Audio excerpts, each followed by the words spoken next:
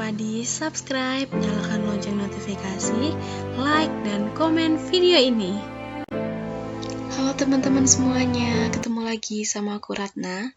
Kita ketemu di Ratna Amalia Channel. Nggak bosan-bosan ya teman-teman ya untuk belajar SKB CPNS, Formasi Penyuluh Pertanian. Dan kali ini kita masuk materi yang ke-9, yaitu tentang salah satu program dari Kementan yang saat ini sedang diunggulkan ya teman-teman ya. Namanya Kostratan atau Komando Strategis Pembangunan Pertanian. Nah teman-teman, untuk materi belajarnya aku taruh linknya di description box ya. Nanti bisa kalian baca-baca lagi tentang peraturan perundangannya soal Kostratan ini gitu. Ya teman-teman, yuk kita bahas poin-poinnya. Kostratan itu singkatan dari Komando Strategis Pembangunan Pertanian, yang merupakan suatu gerakan pembaharuan pembangunan pertanian nasional berbasis teknologi informasi. Nah, Kostratan ini merupakan suatu gerakan yang satu komando gitu ya, berjenjang dari kecamatan sampai dengan pusat dalam hal supervisi, pembinaan, pemantauan, pengumpulan, dan pengolahan, serta penyajian data dan informasi terkait dengan program. Nah, Kostratan ini merupakan suatu gerakan yang satu komando nih, gitu. Satu komando itu satu alur gitu ya, terintegrasi gitu ya. Jadi akan lebih fokus dan bisa termonitor dengan baik gitu, karena dengan adanya Kostratan ini dari pemerintah pusat bisa mengetahui kondisi di lapangan secara faktual gitu ya, dan bisa tahu apa saja permasalahan dan bagaimana cara menyelesaikannya sehingga pembangunan pertanian itu bisa berjalan dengan baik. Jadi ini adalah Kostratan di berbagai tingkat administrasi ya teman-teman. Dari yang paling rendah yaitu Kostratani di tingkat kecamatan, itu ketuanya biasanya dari kepala BPP-nya atau dari penyuluh pertanian yang sudah senior gitu ya. Yang di tingkat kecamatan. Kemudian selanjutnya ada Kostrada atau Komando Strategis Pembangunan Pertanian Daerah di tingkat kabupaten atau kota. Biasanya diketuai oleh bupati ataupun wali kota, ya, dan ketua hariannya adalah kepala dinas yang melaksanakan urusan pemerintah daerah di bidang pertanian. Ya, kayak bisa dinas pertanian atau dinas pertanian dan tanaman pangan gitu ya maksudnya. Jadi dinas yang mengurusi bidang pertanian. Kemudian Kostrawil atau Komando Strategis Pembangunan Pertanian Wilayah. Ini di tingkat provinsi. Ketuanya adalah gubernur. Tapi ketua hariannya adalah kepala dinas yang melaksanakan urusan pemerintahan di bidang pertanian provinsi. Sama ya teman-teman. Kemudian yang selanjutnya adalah Kostratanas, yaitu Komando Strategis Pembangunan Pertanian Nasional. Itu di tingkat pusat.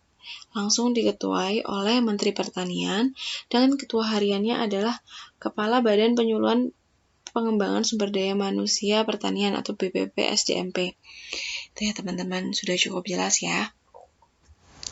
Nah teman-teman, Kostratan ini ada berbagai macam program gitu ya atau kegiatan, yaitu ada pengadaan sarana prasarana, yaitu berupa perbaikan sarana prasarana IT dan induk data pertanian secara real time dari Kostratani sampai Kostratanas, yaitu pembuatan AWR dan AOR yang terintegrasi gitu ya teman-teman. Jadi data itu dari kecamatan, terus kemudian kabupaten kota, provinsi, sampai ke pusat itu tuh bisa diakses secara real time online gitu ya.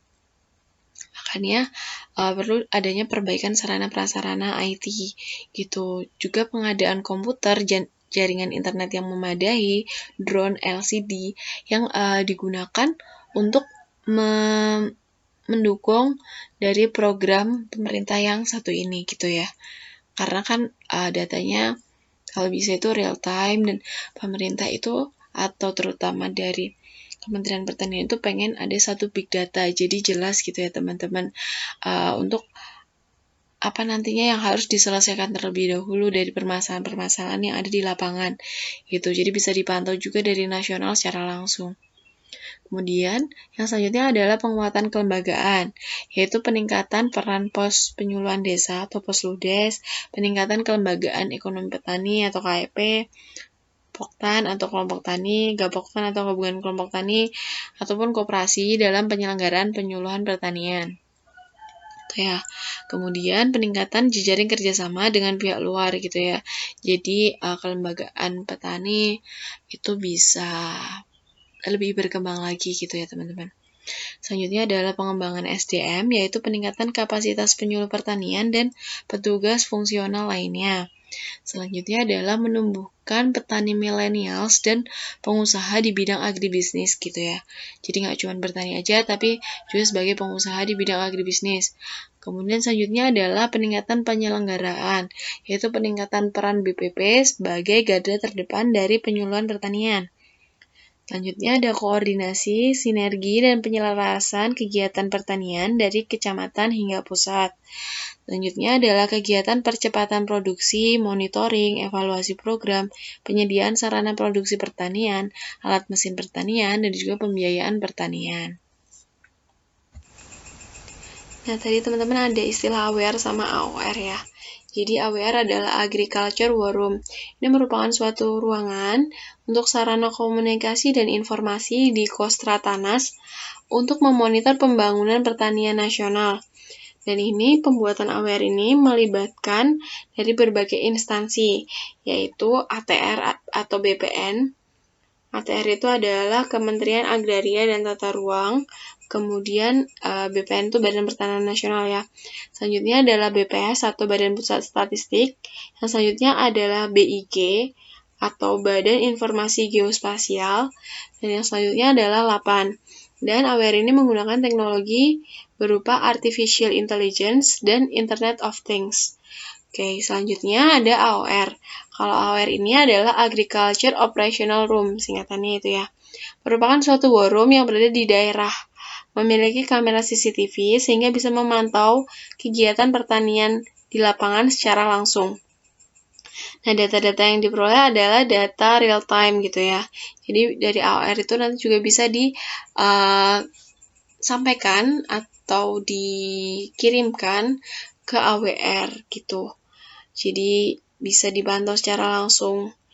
Nah, data-data yang real time itu kayak data cuaca, musim panen dan tanam, luas baku lahan pertanian, alat mesin pertanian, pemupukan, dan pengendalian OPT. Ini tentang Kostratani ya teman-teman ya. Jadi Kostratani itu merupakan pusat pembangunan pertanian di tingkat kecamatan yang merupakan optimalisasi tugas, peran, dan fungsi Balai Penyuluhan Pertanian dalam mewujudkan kedaulatan pangan nasional. Jadi Kostratani ini yang ada di tingkat kecamatan ya.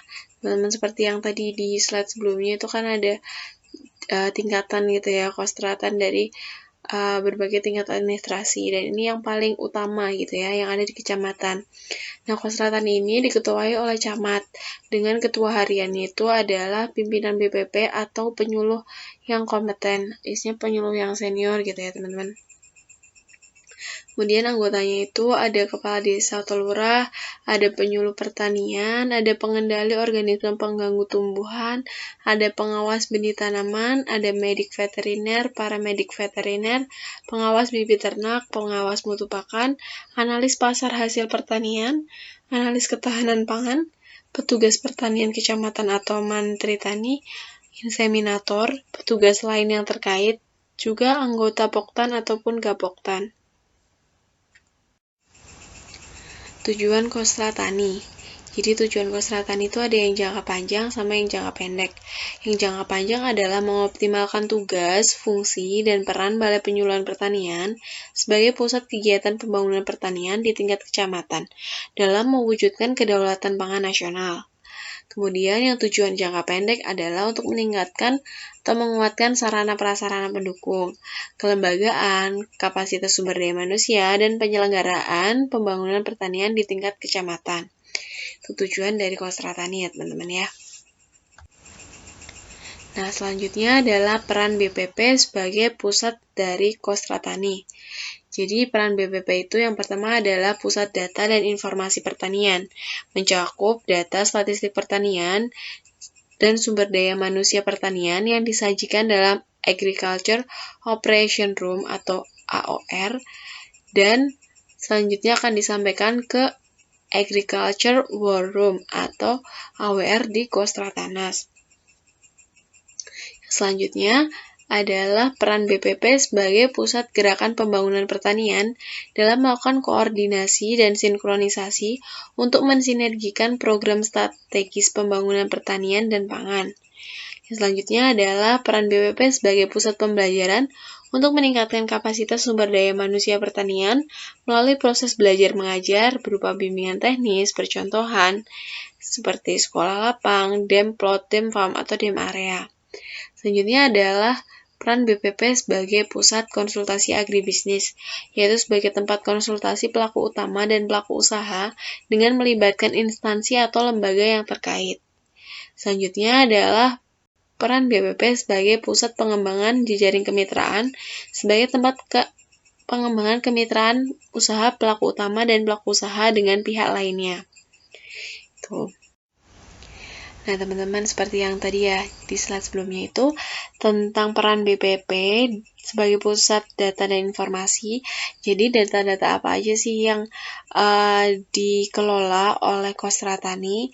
Yang pertama adalah data SDM atau sumber daya manusia, meliputi yang pertama adalah pelaku utama dan pelaku usaha per subsektor pertanian. Yaitu ada pertaniannya sendiri, kemudian perkebunan gitu, kemudian peternakan gitu. Ya, itu seperti itu. Kemudian selanjutnya itu ada petugas. Petugasnya ini banyak banget ya, teman-teman. Jadi yang dimaksud ini petugas atau dari dinas gitu ya. Ada juga yang dari swasta ataupun swadaya gitu. Ada juga dari peneliti, dari dosen, ataupun guru SMK gitu. Jadi dari berbagai macam. Kemudian ada brigade antara lain UPJA atau Unit Pelayanan Jasa Alsintan atau Brigade Alsintan, kemudian ada Brigade Air. Kemudian selanjutnya ada Poktan, Gapoktan, KEP, Koperasi, Badan Usaha Milik Petani, dan kelompok penerima bantuan program. Itu beserta anggotanya. Selanjutnya adalah UPT di lingkup Kementerian Pertanian. Kemudian selanjutnya adalah tim Pokja Data dan Informasi di Kostra Tanas, Kostra Wil, Kostrada, dan Kostra Tani yang ditetapkan oleh ketua di masing-masing tingkatan. Jadi itu data-data SDM yang diperlukan. Selanjutnya, data yang selanjutnya adalah data teknis pertanian, meliputi data on-farm, off-farm, dan sarana produksi alsintan, pembiayaan, dan asuransi. Kita lihat satu-satu ya, teman-teman. Jadi yang data teknis terkait on-farm itu ada kayak data luas bahan baku lahan atau area produksi gitu. Kemudian luas tanam, luas panen, produktivitas. Terus kalau yang peternakan gitu kayak jumlah atau populasi hewannya, pemotongan hewan, inseminasi buatannya, kebuntingannya, seperti itu. Selanjutnya adalah jadwal tanam, jadwal panen, ataupun jarak kelahiran ternak. Selanjutnya ada biaya produksi. Dan yang terakhir adalah ketersediaan pangan. Itu yang di on-farm. Kemudian yang di off-farm itu ada produksi dan jenis olahan produk. Jadi ini kayak lebih ke hasil ternak atau hasil pertanian. Kemudian harga di tingkat petani, pengumpul gitu ya. Kemudian tentang pasar, tentang lokasi, tentang jenis pasar. Kemudian jenis dan jumlah komoditas ekspor. Kemudian data penggilingan pengusaha penggilingan padi. Kemudian alamat eksportir, importir per komoditas pertanian. Dan yang terakhir adalah nilai tukar pertanian. Selanjutnya adalah data teknis pertanian terkait alsintan, sarana produksi, pembiayaan, dan asuransi.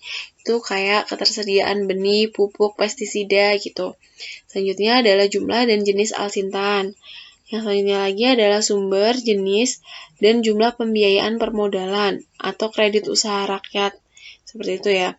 Kemudian ada jenis dan jumlah asuransi usaha pertanian kayak AUTP ataupun AUTS.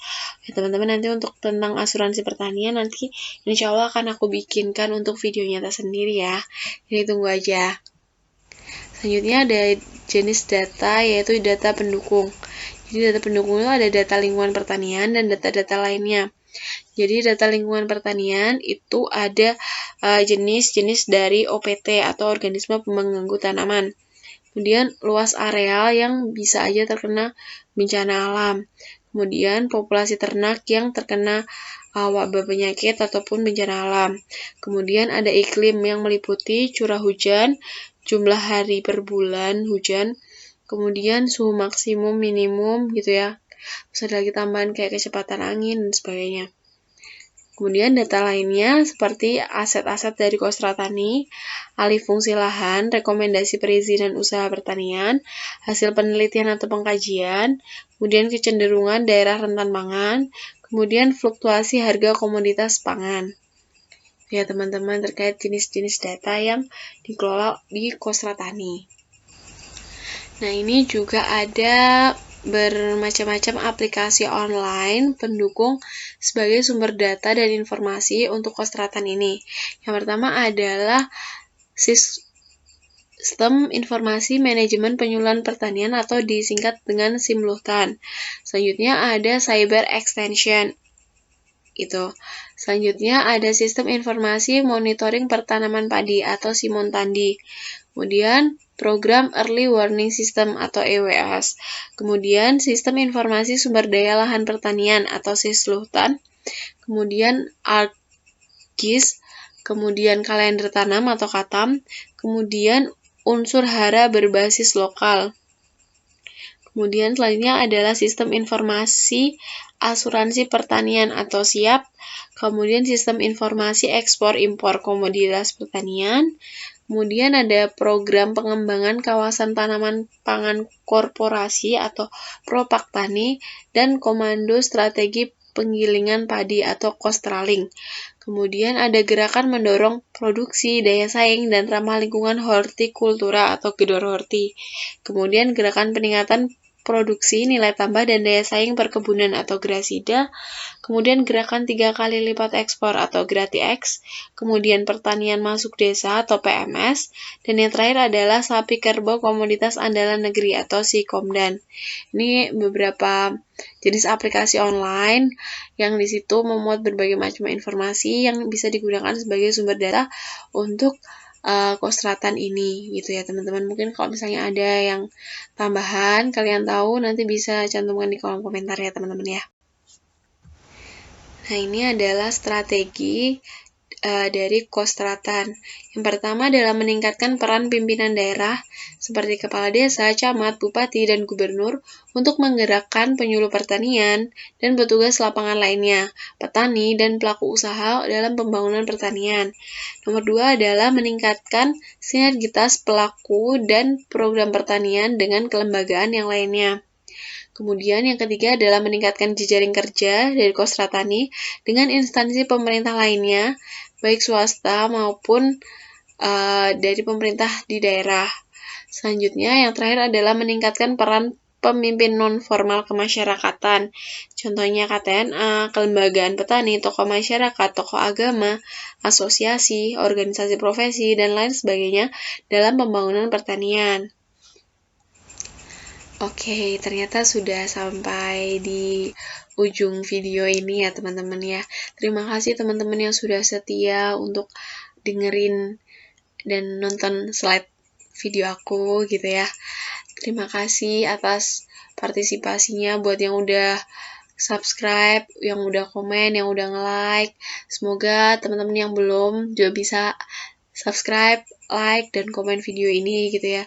Biar aku juga tambah semangat untuk bikin video dan teman-teman juga bisa tambah materi belajarnya gitu ya. Semoga bermanfaat ya teman-teman ya. Sampai jumpa di video-video aku yang berikutnya.